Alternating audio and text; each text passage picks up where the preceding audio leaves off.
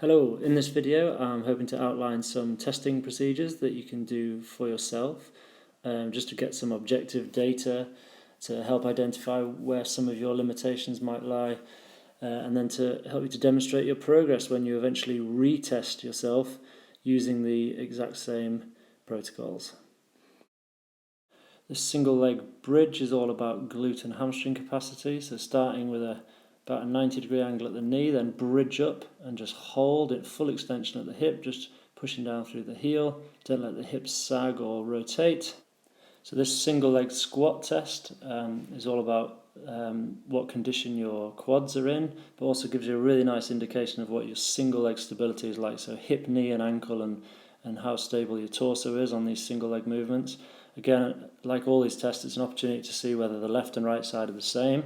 The idea is this is a touch of the chair and then go. So you shouldn't be sitting and resting on the chair, and you shouldn't be rocking your torso back and forth to gain momentum like this. That would indicate the end of the test there. Next one is single leg calf capacity. Again, this is how many reps you can do. You need to go to full extension, push through the ball of your foot as tall as you can, like so, just at a steady tempo, one rep after another. And the moment you start trying to gain any extra momentum with a slight bend of the knee or by throwing the inactive leg up in the air, then that's the end of that test. Then we have the plank hold, which is just for time.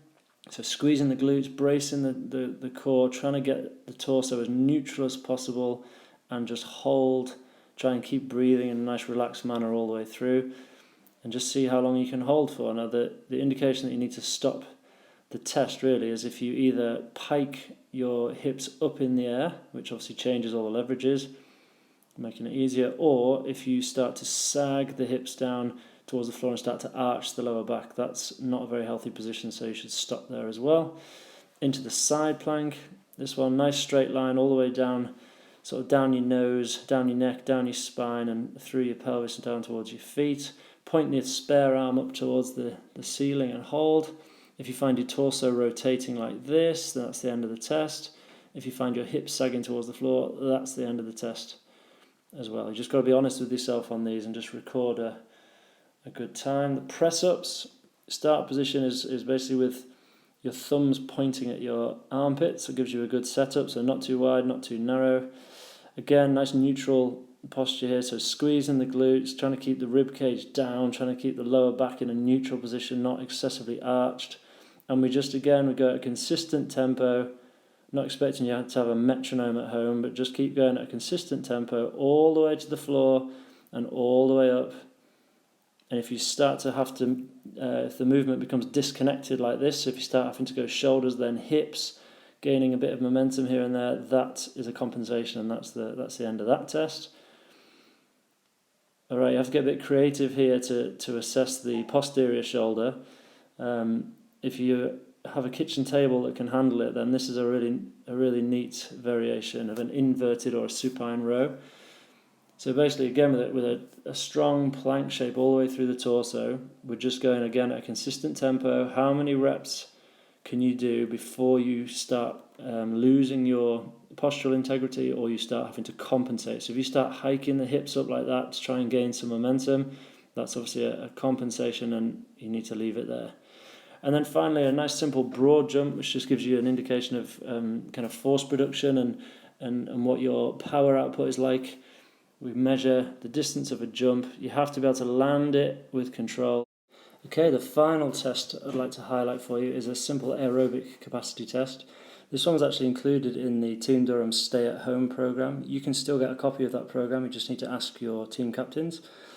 So this test gives you an indication of what's the average work rate that you can maintain whilst working in an aerobic energy pathway without tipping over into anaerobic energy pathways and being unable to continue.